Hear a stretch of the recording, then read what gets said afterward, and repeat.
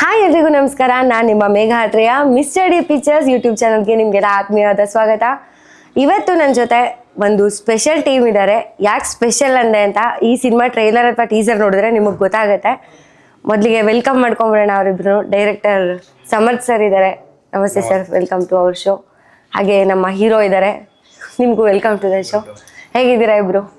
Super ಆಗಿದೆ. Okay, cinema ಇನ್ನೇನು 31st release ಆಗ್ತಾ ಇದೆ. ಆಸ್ ಆಫ್ ನಾವು ನಿಮ್ಮಿಬ್ರು ಮೈಂಡಲ್ಲಿ ಏನು ಓಡ್ತಾ ಇದೆ? ಪ್ರತಿಯೊಬ್ಬರಿಗೂ ಸಿನಿಮಾ ರಿಲೀಸ್ ಆಗ್ಬೇಕಾದ್ರೆ ಟೆನ್ಷನ್ ಇದ್ದೇ ಇರುತ್ತೆ. ಎಕ್ಸಾಕ್ಟ್ಲಿ ಅದೇ ರೀತಿನೇ ಇಬ್ಬರಿಗೂ ಇದೆ, ಅದೇ ಫೀಲಿಂಗ್. ಇಷ್ಟು ಒಳ್ಳೆ ಸಿನಿಮಾ ಮಾಡಿದ್ರು ಟೆನ್ಷನ್ ಮಾಡ್ಕೊಂತಿದ್ದೀರಾ ಅಂದ್ರೆ ನಂಗೆ ಆಶ್ಚರ್ಯ ಆಗ್ತಾ ಇದೆ. ಅದು ಆ ರೀತಿ ಟೆನ್ಷನ್ ಅಲ್ಲ, ಅಂದ್ರೆ ಒಂದು ಫಸ್ಟ್ ಟೈಮ್ ಅಲ್ವಾ, ಅಂದ್ರೆ ಹೊಸೊಬ್ರು, ಸೊ ಜನ ಹೇಗೆ ಎಕ್ಸೆಪ್ಟ್ ಮಾಡ್ತಾರೆ ಹೇಗೆ ಅನ್ನೋದು ಅದೊಂದು ಸ್ವಲ್ಪ ಇರುತ್ತೆ ಅಷ್ಟೇ. ಓಕೆ, ನಾನು ನೋಡಿರೋ ಮಟ್ಟಿಗೆ ನಿಮ್ಗೆ ಆಲ್ರೆಡಿ ಒಂದು ಮಟ್ಟದ ರಿವ್ಯೂ ಸಿಕ್ಕಿದೆ ಅಂತ ಅನ್ಕೊಳ್ತೀನಿ ಸಿನಿಮಾ ನೋಡಿ. ಅದಾದ್ರೂ ಇನ್ನೂ ಟೆನ್ಷನ್ ಇದೆ ಅಂತ ಅಂದ್ರೆ ಏನ್ ಸರ್ ಕಾರಣ?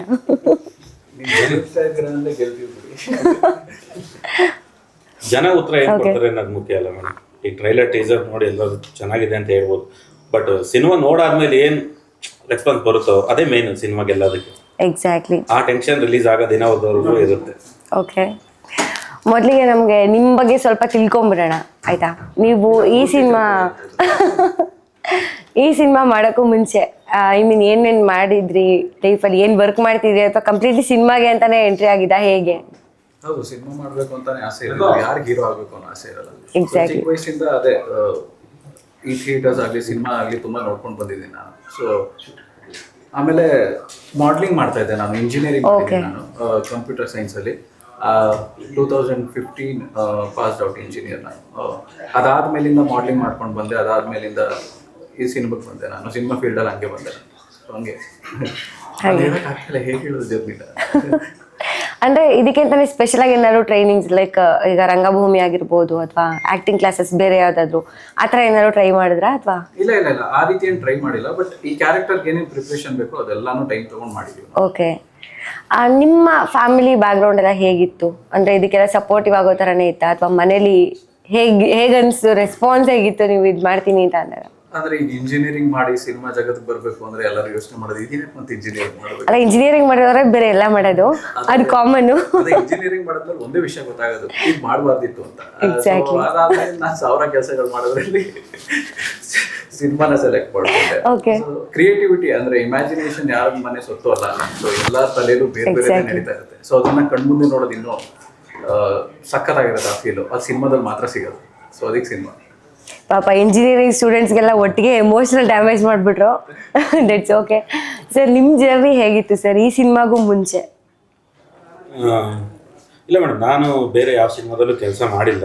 ಓಕೆ, ಫಸ್ಟ್ ಯಾವ ಸಿನಿಮಾದ ಅನುಭವನೂ ಇಲ್ಲ. ನಾನು ಎಲ್ಲಾ ರೀತಿ ಸಿನಿಮಾಗಳು ನೋಡ್ಕೊಂಡ್ ಬಂದಿದ್ದೀನಿ ಚಿಕ್ಕ ವಯಸ್ಸಿಂದ. ಆ ಒಂದು ಅನುಭವದ ಮೇಲೆ ಈ ರೀತಿ ಒಂದು ಸಿನಿಮಾ ಮಾಡಿರೋದು. ನಾನು ಇನ್ನ ಸೀರಿಯಸ್ ಮಾಡ್ತಾ ಇದ್ದೆ ಮುಂಚೆ. ಸೊ ಅದು ಬಿಟ್ಟು ತುಂಬಾ ವರ್ಷ ಆಯ್ತು ಅದು ಸಿನಿಮಾಗೆ ಅಂತ ಬಂದ್ಮೇಲೆ. ಓಕೆ, ಸೀರಿಯಲ್ಸ್ ಅಲ್ಲಿ ಕೂಡ ಡೈರೆಕ್ಷನ್ ಡಿಪಾರ್ಟ್ಮೆಂಟ್ ಅಲ್ಲಿ ವರ್ಕ್ ಮಾಡ್ತಿದ್ದೆ. ಓಕೆ, ಬಟ್ ಯಾವುದೇ ಅನುಭವ ಇಲ್ಲದೆ ಸಿನಿಮಾ ಫೀಲ್ಡಲ್ಲಿ ಇಂಥ ಒಳ್ಳೆ ಒಂದು ಟ್ರೈಲರ್ ಟೀಸರ್ ಕೊಟ್ಟಿದ್ದೀರಾ ಅಂತಂದರೆ ಇನ್ನು ಸಿನಿಮಾ ಹೇಗಿರ್ಬೋದು ಅಂತ ನಾವು ಅದರಲ್ಲೇ ಒಂದು ಗೆಸ್ ಮಾಡಬಹುದು. ತುಂಬ ಹೋಪ್ ಇಟ್ಕೊಂಡಿದ್ದೀವಿ ನಾವು ಕೂಡ ಸಿನಿಮಾ ಬಗ್ಗೆ. ಸೊ ಈಗ ಇದರಲ್ಲಿ ನಾನು ಟ್ರೈಲರ್ ಎಲ್ಲ ನೋಡಿದಾಗ ನಂಗೆ ಗೊತ್ತಾಯಿತು ಮ್ಯಾಕ್ಸಿಮಮ್ ಕಾಡಲ್ಲಿ ಶೂಟ್ ಆಗಿರೋದು ಅಂತ ಅಂದ್ಬಿಟ್ಟು. ಹೌದು ಮೇಡಮ್. ಸೊ ಎಲ್ಲೆಲ್ಲಿ ಶೂಟ್ ಮಾಡಿತ್ತು ಸರ್, ಯಾವ್ಯಾವ ಕಾಡಲ್ಲಿ ಅಂತ? ಇಡೀ ಸಿನಿಮಾ ಫುಲ್ ಕಾಡಲ್ಲೇ ಶೂಟ್ ಆಗಿರೋದು. ಎಲ್ಲ ಉತ್ತರ ಕನ್ನಡದಲ್ಲಿ ಶೂಟ್ ಆಗಿರೋದು. ಅಲ್ಲ ಸಿರ್ಸಿ, ಸಿದ್ದಾಪುರ ಸುತ್ತಮುತ್ತ ಇಡೀ ಸಿನಿಮಾ ಫುಲ್ ಅಲ್ಲೇ ಶೂಟ್ ಮಾಡಿರೋದು. ಓಕೆ, ಯಾವ ಫಾರಿನ್ ಲೊಕೇಶನ್ ಅಲ್ಲ. ಸೀರಿಯಸ್ಲಿ ತುಂಬಾ ಚೆನ್ನಾಗಿ ಬಂದಿದೆ ವಿಜುವಲ್ಸು. ನೆಕ್ಸ್ಟ್ ಕ್ಯಾಮ್ರಾಮನ್ ಸರ್ ಹತ್ರ ಮಾತಾಡ್ಬೇಕು ಆಕ್ಚುಲಿ. ತುಂಬಾ ಚೆನ್ನಾಗಿದೆ. ನಿಮ್ಗೆ ಹೇಗನ್ಸ್ತು ಅಂದ್ರೆ ಕಾಡಲ್ಲಿ ಶೂಟ್ ಮಾಡಿರೋ ಎಕ್ಸ್ಪೀರಿಯನ್ಸು? ಮತ್ತೆ ಆಬ್ವಿಯಸ್ಲಿ ಅದು ತುಂಬಾ ಥಿಕ್ ಫಾರೆಸ್ಟ್ ಅಂತ ಗೊತ್ತಾಗ್ತಿದೆ ವಿಜುವಲ್ಸ್ ಅಲ್ಲೇ. ಹೇಗಿತ್ತು ನಿಮ್ಗೆ ಎಕ್ಸ್ಪೀರಿಯನ್ಸ್? ಸಖತ್ತಾಗಿತ್ತು.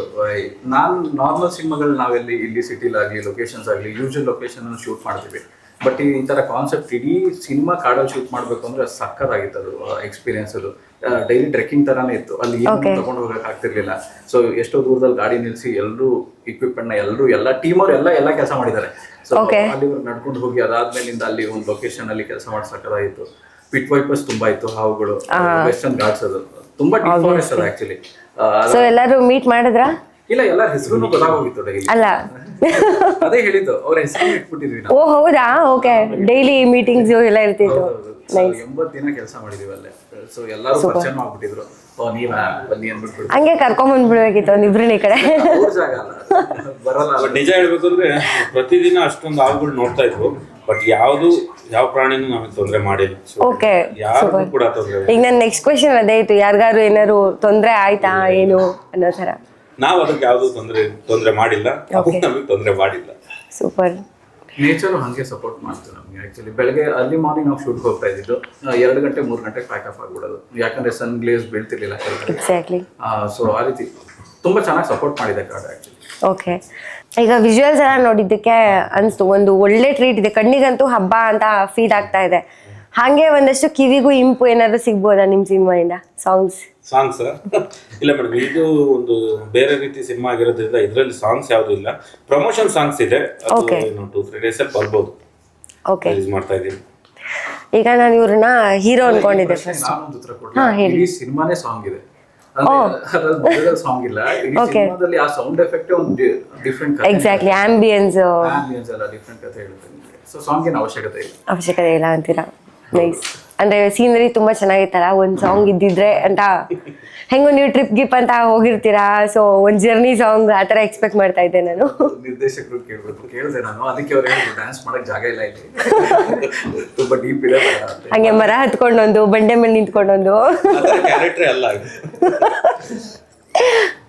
ನಾನು ಇವ್ರನ್ನ ಆಕ್ಚುಲಿ ಹೀರೋ ಅಂತ ಅನ್ಕೊಂಡಿದ್ದೆ, ಬಟ್ ನೀವು ಇವ್ರ ಥರನೇ ಫುಲ್ಲು ಈಕ್ವಲ್ ಕ್ವಾಲಿಟೀಸ್ ಇರೋವಂಥ ಇನ್ನೊಂದು 6 ಜನ ಕರ್ಕೊಂಬಂದು ಹಾಕ್ಬಿಟ್ಟಿದ್ದೀರಾ ಫುಲ್ ಕಾಂಪಿಟೇಷನ್ಗೆ. ಏನಿದು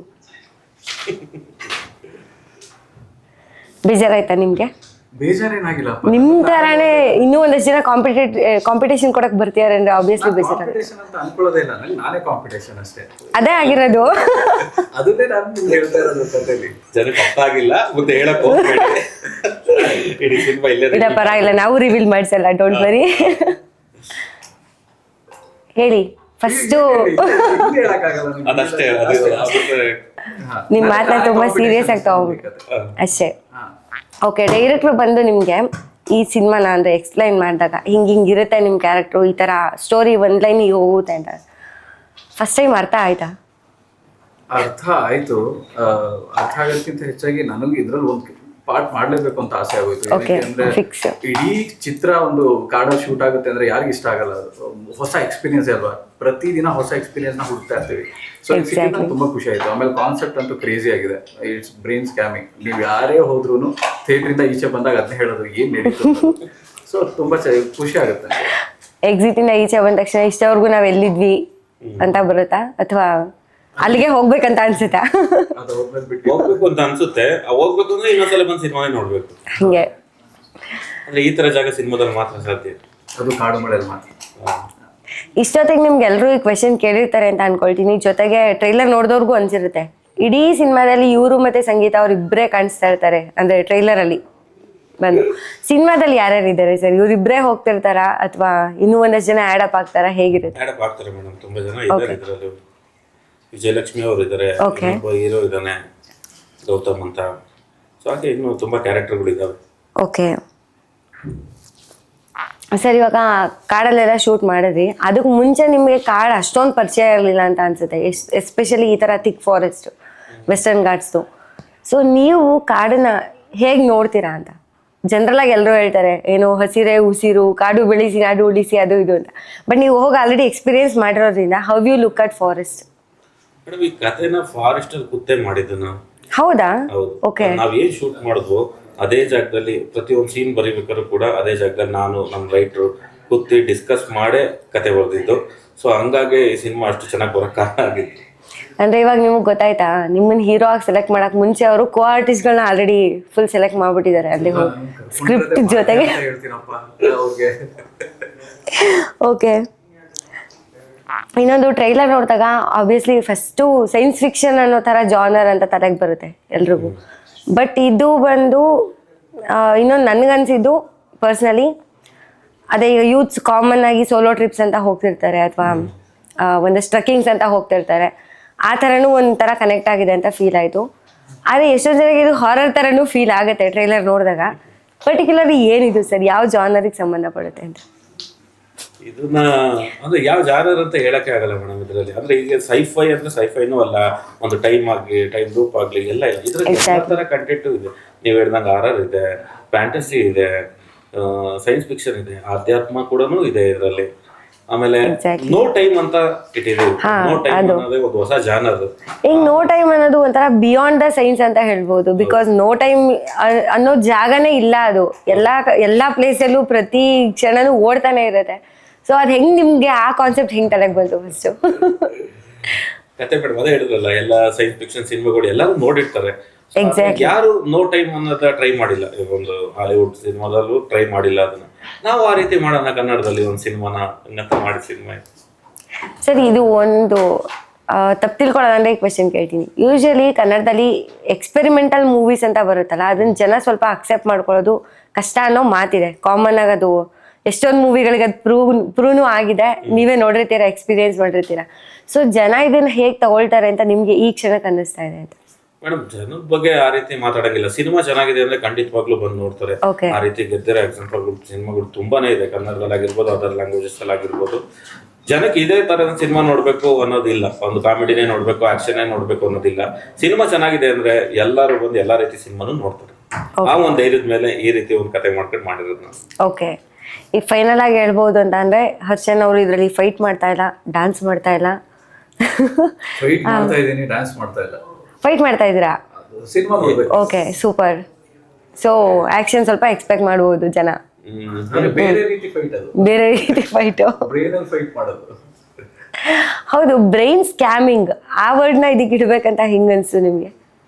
ಕತೆ ಮೇಡಮ್, ಕತೆನೇ ಹಂಗಿರೋದು. ಸೊ ಟ್ರೈಲರಲ್ಲೇ ಹೇಳಿದ್ದೀನಿ, ಕಾಡು ಅಂದ್ರೆ ಭ್ರಮೆ, ಮಳೆ ಅಂದ್ರೆ ರಿಯಾಲಿಟಿ ಅಂತ.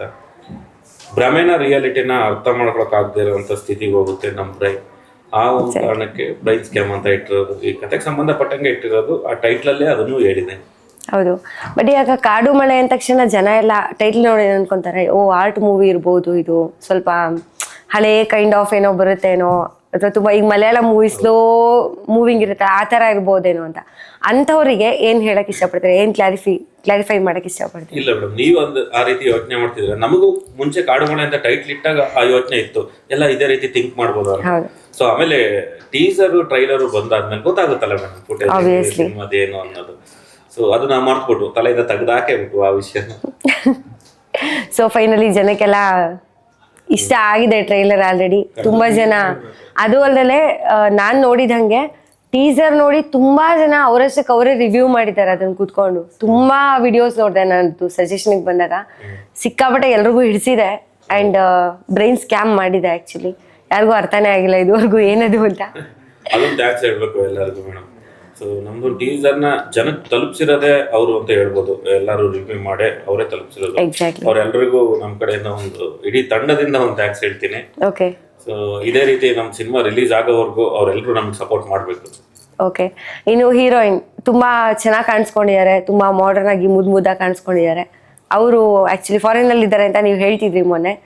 ಸೊ ಅವ್ರ ಬಗ್ಗೆ ಹೇಳಿದ್ದಾರೆ ಆಕ್ಟಿಂಗ್ ವೈಸ್, ಅಥವಾ ನೀವು ಹೇಗೆ ಸೆಲೆಕ್ಟ್ ಮಾಡಿದ್ರಿ ಅವ್ರನ್ನ? ಹೀರೋಯಿನ್ಗೆ ಒಂದು ದೊಡ್ಡ ಥ್ಯಾಂಕ್ಸ್ ಹೇಳ್ಬೇಕು ಮೇಡಮ್. ಅಂದರೆ ಈಗ ನಾನೊಂದು ಕತೆ ಮಾಡಿದಾಗ ಇಲ್ಲಿ ಒಂದು ಸ್ಟಾರ್ನ ಹಾಕೊಂಡು ಸಿನಿಮಾ ಮಾಡೋದು ಭಾಳ ಕಷ್ಟ ಇತ್ತು ಮೇಡಮ್ ಆ ಜಾಗದಲ್ಲಿ. ಸೊ ಒಂದು ಹೊಸಬ್ರನ್ನ ಹಾಕೊಂಡಿರೋದಕ್ಕೆ ಈಗ ಹರ್ಷನ್ ಆಗಿರ್ಬೋದು, ಅರ್ಥ ಆಗಿರ್ಬೋದು, ಸಂಗೀತ ಆಗಿರ್ಬೋದು, ತುಂಬ ಡೆಡಿಕೇಟ್ ಆಗಿ ಕೆಲಸ ಮಾಡಿದ್ರು ಆ ಒಂದು ಫಾರೆಸ್ಟಲ್ಲಿ. ಸೊ ಇವರಿಬ್ರು ಬಿಟ್ಟರೆ ಬೇರೆ ಇನ್ನು ಯಾರನ್ನ ಹಾಕೊಂಡು ನಾನು ಸಿನಿಮಾ ಮಾಡ್ಬೋದು ಅಂತ ನನ್ನ ಕಲ್ಪನೆಯಲ್ಲಿ ಕೂಡ ಯೋಚನೆ ಮಾಡಲಿಲ್ಲ, ಆಗ್ತಾ ಇರಲಿಲ್ಲ ಅದು. ಸೊ ತುಂಬ ಚೆನ್ನಾಗಿ ಮಾಡಿದ್ದಾರೆ. ಸೊ ಇವರಿಬ್ರಿಗೂ ಎಷ್ಟು ಥ್ಯಾಂಕ್ಸ್ ಹೇಳಿದ್ರು. ಓಕೆ, ಟ್ರೈಲರ್ ಮತ್ತೆ ಟೀಸರ್ ಹೇಳಿ ಹೇಳಿ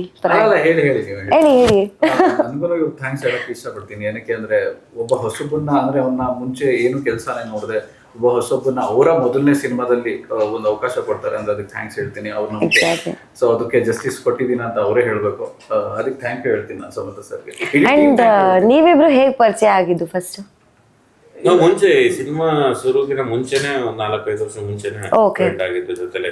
ಓಕೆ, ಸೊ ಅವಾಗಿಂದ ನಿಮ್ಮ ಆಕ್ಟಿಂಗ್ ಸ್ಕಿಲ್ಸ್ ಎಲ್ಲ ಅಬ್ಸರ್ವ್ ಮಾಡಿದ್ದಾರೆ. ಆಸ್ ಆಫ್ ನಾವು ಟ್ರೈಲರ್ ಮತ್ತೆ ಟೀಸರ್ ಮುಖಾಂತರ ಎಲ್ರದ್ದು ಬ್ರೈನ್ ಸ್ಕ್ಯಾಮ್ ಮಾಡಿದ್ದೀರಾ. ಸಿನಿಮಾ ಮುಖಾಂತರ ಅಂತೂ ಮಾಡೇ ಮಾಡ್ತೀರಾ, ಅದು ಕನ್ಫರ್ಮ್ ಇದೆ. ಹಾಗೆ ಬಾಕ್ಸ್ ಆಫೀಸ್ ಕೂಡ ಸ್ಕ್ಯಾಮ್ ಮಾಡಿ ಅಂತ ನಾನು ಆಶಿಸ್ತೀನಿ. ತುಂಬ ಒಳ್ಳೇದಾಗಲಿ ಸಿನಿಮಾಗೆ. ಹಂಗೆ ನಮ್ಮ ಜನಕ್ಕೆ ಥಿಯೇಟ್ರಿಗೆ ಕರೆದು ಬಿಡಿ ನೀವೇ. ನೀವು ಹೇಳಿ ಅಲ್ಲ ನಿಮ್ದೇ ಸರ್, ನೀವು ಹೇಳ್ಬೇಕು. ನೀವೇನೋ ಬಾಕ್ಸ್ ಆಫೀಸ್ ಅಂದ್ರಲ್ಲ, ಅವಾಗ ಒಂದು ವಿಷಯ ನೆನಪಾಯ್ತು. ಸೊ ನಮ್ದು ಈ ಶೂಟಿಂಗ್ ಒಂದು ಪ್ಲಾನ್ ಮಾಡ್ಕೊಂಡು ಹೋಗಿದ್ದು, ಒಂದಿಷ್ಟು ದಿನದಲ್ಲಿ ಶೂಟಿಂಗ್ ಮುಗಿಬೇಕು ಅಂತ. ಅದು ಕರೆಕ್ಟಾಗಿ 102 ದಿನ ಆಯ್ತು. ಸೊ 102 ದಿನ ಶೂಟ್ ಮಾಡಿದೀವಿ, ಅಲ್ಲೇ ನಾವು 100 days ಮಾಡಿದೀವಿ. ಓಕೆ. ಸೊ ಈ ಸಿನಿಮಾ ರಿಲೀಸ್ ಆದ್ಮೇಲೆ 100 days ಅಲ್ಲ ಅಂದ್ರೂ ಅಷ್ಟು ಅಕೌಂಟ್ ಬರೋ ರೀತಿನಾರ ಒಂದು ಜನ ಮಾಡ್ಲಿ. ಸೊ ಇದೇ January 31st ಸಿನಿಮಾ ಬರ್ತಾ ಇದೆ. ಎಲ್ಲರೂ ಬಂದು ಈ ಸಿನಿಮಾನ ನೋಡಿ, ಇದೊಂದು ಹೊಸ ರೀತಿಯ ಅನುಭವ ಕೊಡುತ್ತೆ. ಒಂದು ಭ್ರಮೆನ ರಿಯಾಲಿಟಿನ ತಿಳ್ಕೋಬೇಕು ಹಂಗಂದ್ರೆ ಈ ಸಿನಿಮಾನ ಬಂದು ನೋಡಿ. ನೀವು ಫ್ಯಾಮಿಲೀಸ್, ನಿಮ್ಮ ಫ್ರೆಂಡ್ಸ್ ಎಲ್ಲರೂ ಬಂದು ಸಿನಿಮಾ ನೋಡಿ. ಹರ್ಷದ್ ಅವರೇ, ನೀವು ಕರೆದ್ಬಿಡಿ. ಆಡಿಯನ್ಸ್ ನಾನು ಅಂದ್ರೆ ಎಲ್ಲ ಜನರಿಗೂ ನಾನು ಒಂದು ವಿಷಯ ಹೇಳಕ್ಕೆ ಇಷ್ಟಪಡ್ತೀನಿ. ಸಿನಿಮಾನ ಒಂದು ಕ್ರಿಯೇಟಿವಿಟಿ, ಸೊ ಅದರಲ್ಲಿ ಒಂದು ಹೊಸತನನ ನಾವು ತರ್ತಾ ಇದ್ದೀವಿ. ಅದನ್ನ ಥಿಯೇಟ್ರಿಗೆ ಹೋಗಿ ನೀವು ಅನುಭವಿಸ್ಬೇಕು. ಯಾಕೆಂದ್ರೆ ಇಲ್ಲಿ ನಾವು ಏನೇನು ಅಂದ್ರೆ ಒಂದು ಸೌಂಡ್ ಎಫೆಕ್ಟ್ ಆಗಲಿ, ಒಂದು ವಿಜುವಲ್ ಟ್ರೀಟ್ ಆಗಲಿ, ಏನೇನು ರೆಡಿ ಮಾಡಿದೀವೋ ಅದನ್ನ ಒಂದು ಥಿಯೇಟ್ರಲ್ಲೇ ಎಕ್ಸ್ಪೀರಿಯನ್ಸ್ ಮಾಡಿದ್ರೆ ಅದು ನಿಮ್ಗೆ ತುಂಬಾ ಖುಷಿ ಆಗುತ್ತೆ. ಅದಕ್ಕೆ ಒಂದ್ಸಲ ಥಿಯೇಟ್ರಿಗೆ ಬಂದು ಸಿನಿಮಾ ನೋಡಿ. ಇದೇ January 31st ರಿಲೀಸ್ ಆಗ್ತಾ ಇದೆ. ಎಲ್ಲರೂ ಬಂದು ಬರೀ ರೊಮ್ಯಾಂಟಿಕ್, ಥ್ರಿಲ್ಲರ್, ಸಸ್ಪೆನ್ಸ್ ಆ ರೀತಿ ಸಿನಿಮಾ ಅಲ್ಲ ಇದು, ಎಲ್ಲಾನು ಅದರಲ್ಲೇ ಇದೆ. ಸೊ ಬಂದು ಒಂದ್ಸಲ ಅನುಭವಿಸಿ ಅಂತ ಹೇಳ್ತೀನಿ. ಥ್ಯಾಂಕ್ ಯು ಇಬ್ರಿಗೂ. ಸಿನಿಮಾಗೆ ತುಂಬ ಒಳ್ಳೇದಾಗಲಿ, ನಿಮ್ಮ ಫ್ಯೂಚರ್ಗೂ ತುಂಬ ಒಳ್ಳೇದಾಗಲಿ. Thank you so much. Thank you.